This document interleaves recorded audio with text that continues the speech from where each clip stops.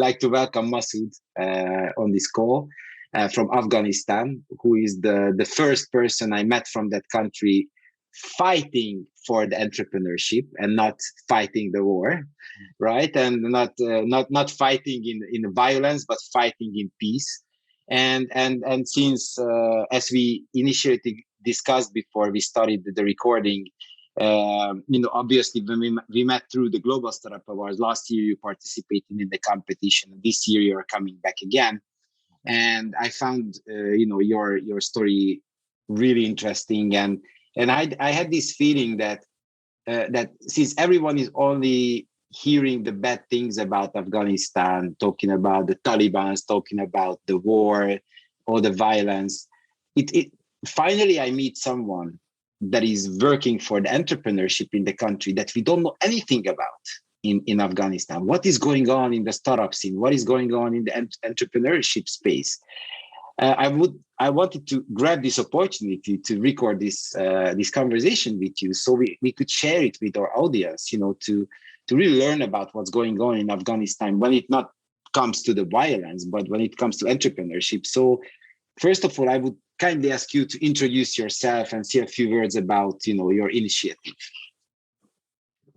Thank you very much, Peter, for the invitation. I'm really glad to be here today to discuss the situation of entrepreneurship in Afghanistan with you and our audience, of course. My name is Masood Ahmad. I work as a business development manager for the Afghanistan Center for Excellence. We are mainly located in Kabul, but we have a very active presence all across Afghanistan in the main cities such as Mazar, Herat, Kandahar, and Jalalabad. And as our main goal is to tackle pressing social and economic issues that the Afghans have been facing, honestly, for the past couple of decades. We want to make sure that we ease the way for the global community and for the foreign investors to invest in Afghanistan, to create employment, to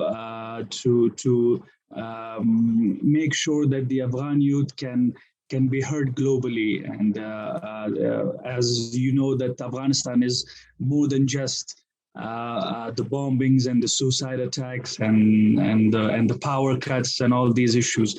I think the youth of Afghanistan deserves to be heard on a global platform. So we make sure that we create that platform for the Afghan youth to make sure that we achieve our goals.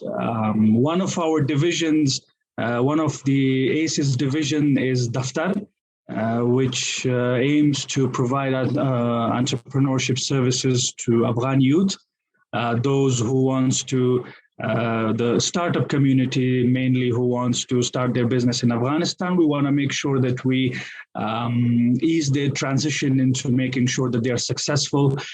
They find sponsors, they find good marketing platform for their products and for their businesses, and a very nice, cozy, comfortable co-working space that they can operate from. Our goal since 2015 has been to make sure that we connect these entrepreneurs and startups with the key influential figures in Afghanistan, not only the businessmen in Afghanistan who can support them financially, but to make sure that we reach out to those key political figures as well, to make sure that these people are heard, these entrepreneurs and the youth are heard on a global stage as well.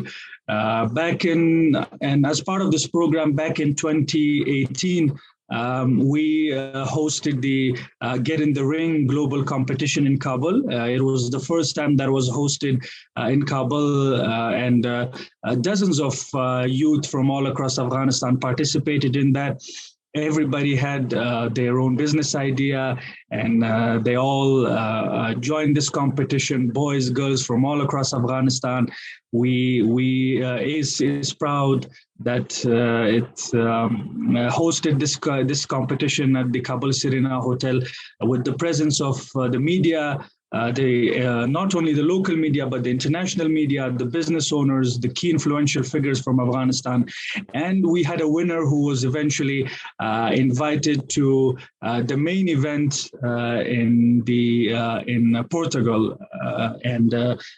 Unfortunately, he didn't win the global competition, but from the Afghanistan point of view, it was a very proud moment for all of us, because a young boy from Afghanistan, has finally made it on a global stage and let the world know that Afghanistan is more than just the misery that you see on your news channels day and night. So I think Daftar, despite all the odds stacked against us in terms of the insecurity, the social challenges, the social stigma that is attached to this whole concept of connecting with the international community, and the business that is attached to this whole image of being an entrepreneur and a startup owner in Afghanistan. We want to make sure that we change that stereotype, and we let the people around the world know that we deserve a better future. Afghans deserve to live happily and live in prosperity.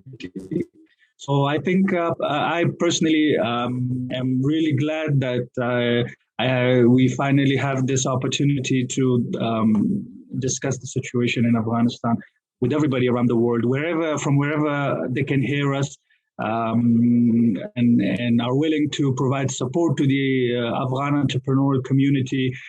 They're most welcome to do so. So I'm really proud to be here today.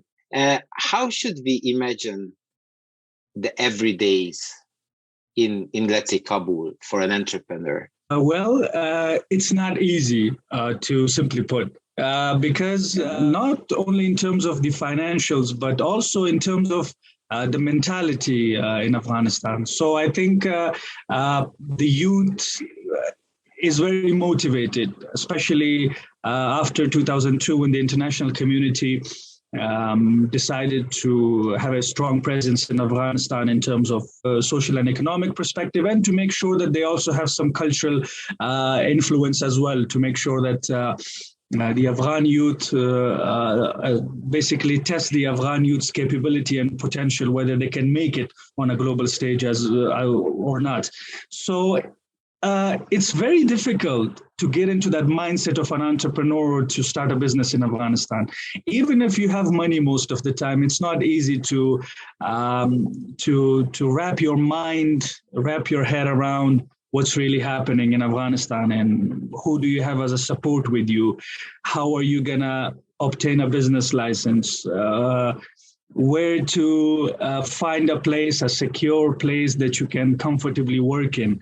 So I think not only from the financial perspective, but also from social, psychological, from security, the lack of support from the government as well, because since 2002, there's been a lot of talk about how the Afghan government is willing to support and promote the entrepreneurial culture in Afghanistan. But unfortunately, nothing substantial has been done so far. The youth, unfortunately, who came from all around the world, from Iran, Pakistan, from United States, from UK, from Germany, from all of these places, and they had some savings with themselves. They wanted to invest in Afghanistan, in their own culture, in their own business, and to make sure that they make a name for themselves, and in the meantime create an employment opportunity for other Afghans as well. But unfortunately, it didn't work out.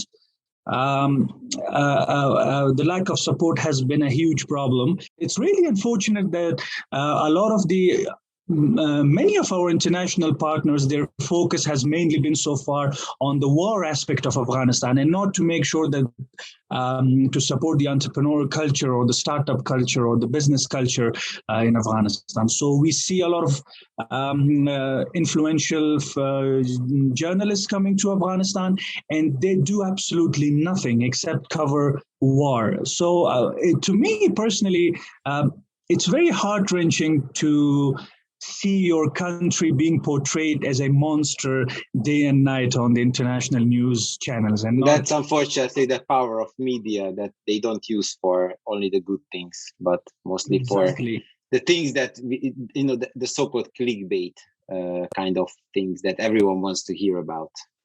Exactly. So I think it's, as you said, you so eloquently put, it's a sort of a clickbait situation that we're suffering from. So there is only coverage of the one aspect of Afghanistan, which is unfortunately dark and miserable, and we can't do anything about it. And unless we have a really, really committed support from everybody around the world. So I think the youth have tried to make sure that their voice is being heard on an international stage, but so far nothing has been done. Unfortunately, from our own businessmen, key businessmen here in Afghanistan who owns a lot of capital, who owns business, who are familiar with a lot of international key figures, influential figures who can visit Afghanistan and meet these startup and entrepreneurs and to hear about their issues and problems. But so far, unfortunately, we haven't seen anything. I just wanted to ask if there are any success stories.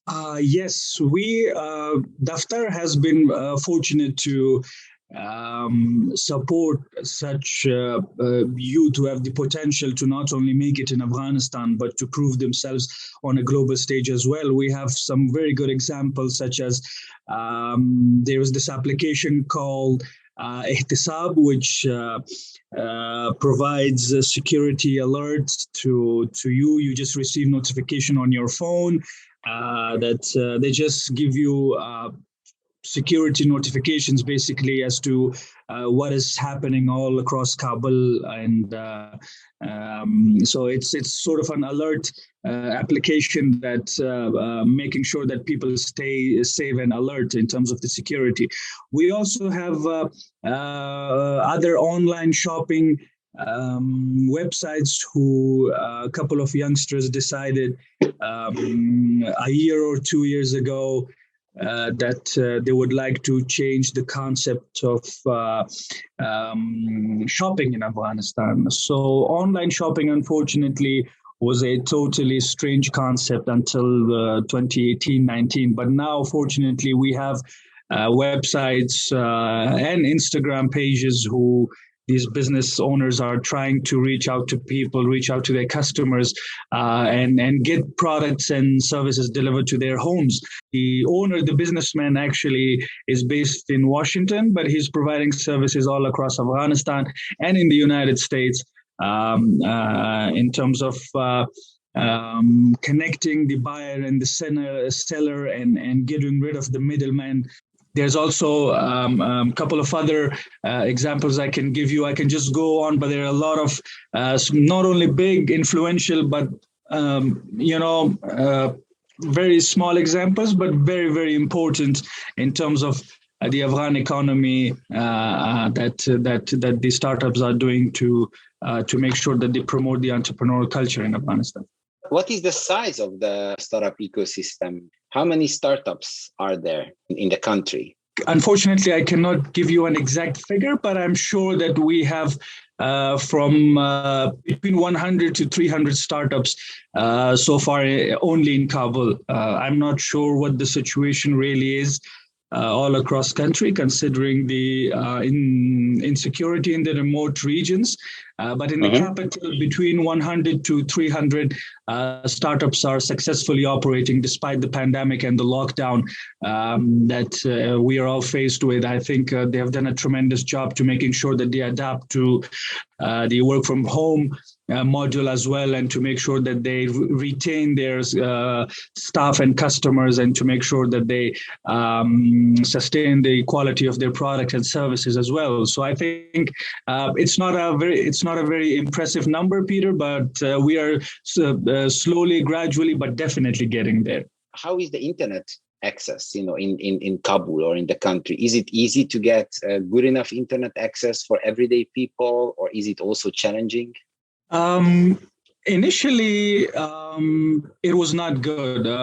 Internet has always been expensive in Afghanistan because it was something in the post-war era. I think it was something very new in Afghanistan, the technology as a whole. But fortunately, some key tech owners, they have made some progress, and they made sure that they bring the internet to everybody in Afghanistan. But still, we face some problems. We have internet. You can have an internet connection in your home, in your office, in your workplace, anywhere you want. But it's compared to the neighboring countries, it's a bit expensive. So it's a big investment itself to have a strong enough internet connection that you can use for building your business on. Yes, I think that's why most of the entrepreneurs who are seeking a place, a co-working space to work, their first question has always been that how is the internet connection, and is it reliable? Yes. Is it sustainable enough to make sure that we send and receive huge amount of files and all that? But since we have witnessed the departure of the international community, the major internet providers have suffered some financial losses. So I think that automatically results in making sure that they cut down the prices a little bit to make sure that everybody, the local citizens, have more access to the internet at an affordable price.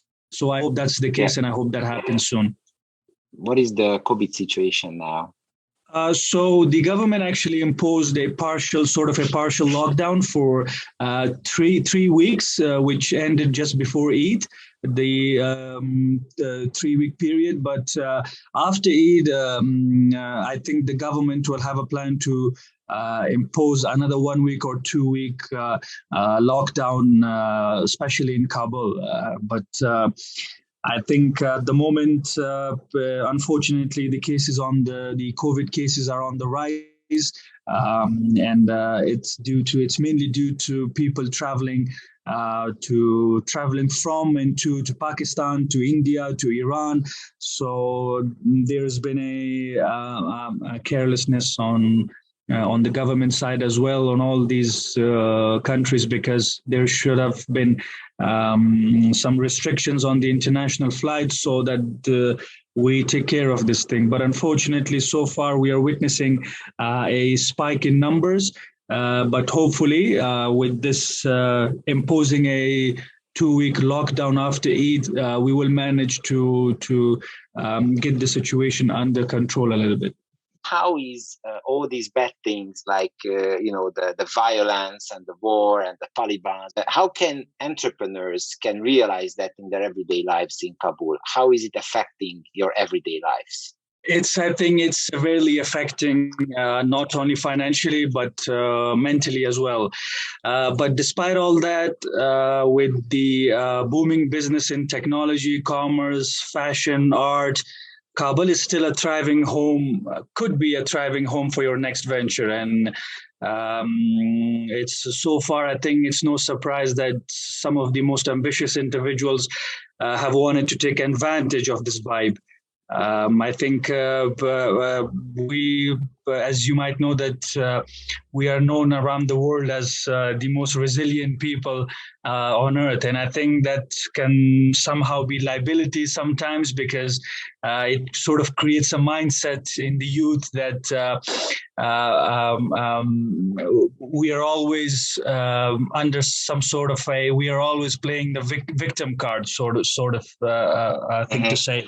But I think it's time to change that image. I think, in my personal opinion, enough of the excuses, enough of blaming each other. I think it's time for this younger generation to roll up their sleeves and truly contribute to the country's economy. It's not easy. It hasn't been easy for the past 40 years in Afghanistan to just simply live, let alone doing business or starting a business in Afghanistan. The simple concept of trying to live has become the most difficult thing in Afghanistan nowadays. But despite all that,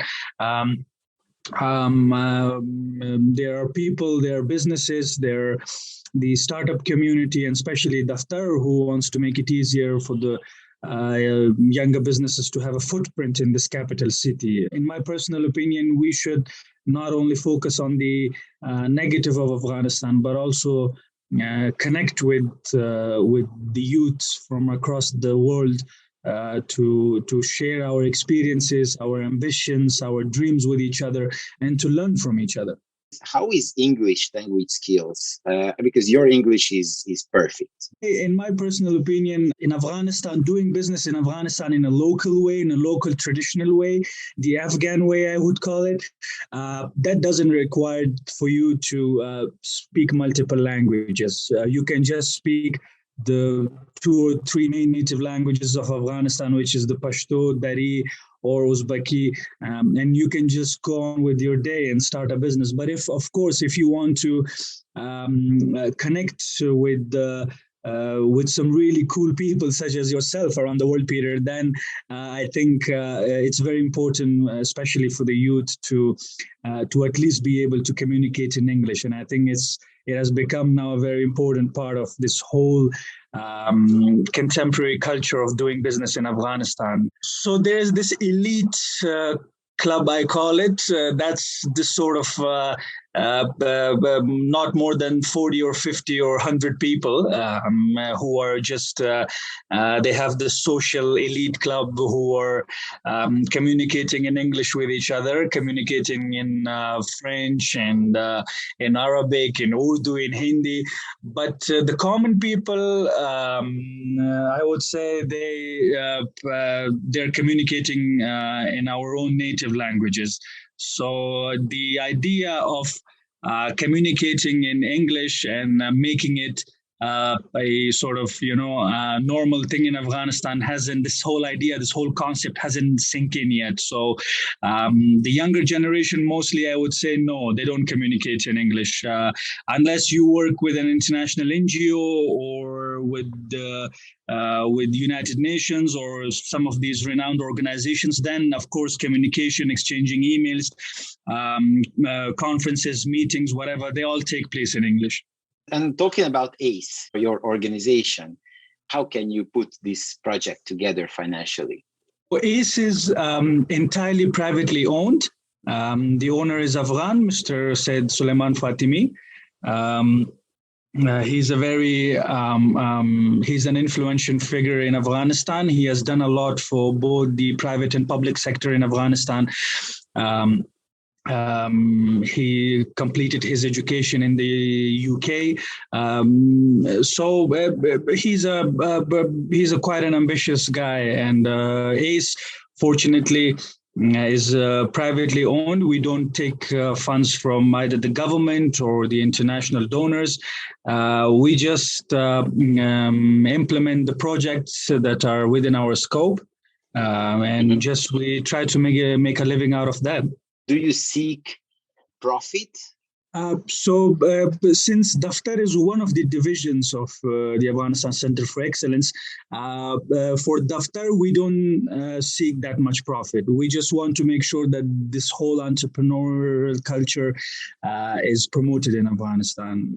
Even if someone cannot afford to pay for the rent or pay for the facilities, they're welcome to just join us, join our leadership community at the Afghanistan Center for Excellence, and to get benefit from advices from some of the most experienced business owners. And but in terms of our scope of work, we implement projects in partnership with the international community such as USA, the World Bank, the Aga Khan Foundation, the Asia Foundation, the European Union. We have implemented a couple of reintegration projects with them, which then led to which then led to promoting an entrepreneurial culture among the returnees as well, not only people who live in Afghanistan, but those repatriated back from many European countries. We actually made it possible for them to start a business in Afghanistan. So from that perspective, yes, Afghanistan Center for Excellence, it seeks profit, but as a division, which is the Daftar, who supports and promotes the entrepreneurial culture in Afghanistan, we don't care about profit that much. We just want to make sure that we connect this youth, this potential and this creativity and vision of the younger generation with each other, and sort of create this whole vibe of collaboration in Afghanistan. Is there anything else that I haven't asked about that you think would be important or to be shared with the listeners? Yes, Peter, I think there is. As I mentioned earlier, we hosted the Get in the Ring global startup competition in Afghanistan back in, I think it was March 2018. So I personally hosted that with the support of one of our colleagues. Who's in London at the moment. So we both hosted this. We gathered all these youth from all across the country. We had this huge gathering at the Kabul Serena Hotel. And when the winner was announced, the Get in the Ring promised us that we will be taking the winner to Portugal with us. And then the final event will be in Portugal. So unfortunately, they didn't give our candidate the visa. Our finalist, unfortunately, was unable to attend that meeting, and he just stayed here and watched it online through their website. I think the problem is at the moment that, yes, we can virtually connect through internet. Our sponsors, entrepreneurs, the startups, business owners, we can talk to you as I'm talking to you today. But in order to have a more substantial and really hand-on cooperation with each other, I think it's very important to visit each other, for these entrepreneurs, for these startups to travel around the world, to meet the business owners from other countries as well, to see their setups, to see how their mindset has led them to success, and what is their vision for their own country, not only for their own business, but as a country in general. So I think that's been the problem. We have been struggling to connect these entrepreneurs and startups with the international community in terms of providing them with visas, attending some training workshops, some crash courses, even for just 4 or 5 days, but just to make sure that these people travel and they create a network of themselves and they meet new people. So I think that would be of the essence. I really appreciate your time and the whole conversation. Thank you so much. It was really nice talking to you, Peter. Thank you very much for checking up on us here in the other part of the world. So thank you very much. It was such a pleasure talking to you as always. And let me also tell you that you are doing an absolutely tremendous job. This is probably one of the most underrated jobs in the world, because you're trying to connect you're not only trying to connect the entrepreneurs and the business owners, but you're trying to connect everybody from every part of the world, because it's such a noble cause. It's such an amazing job that you guys are doing despite the pandemic, despite what's happening all over the world at the moment, and especially in Afghanistan. I will be happy to be of any assist to SAARC and GSA at the present and in the future.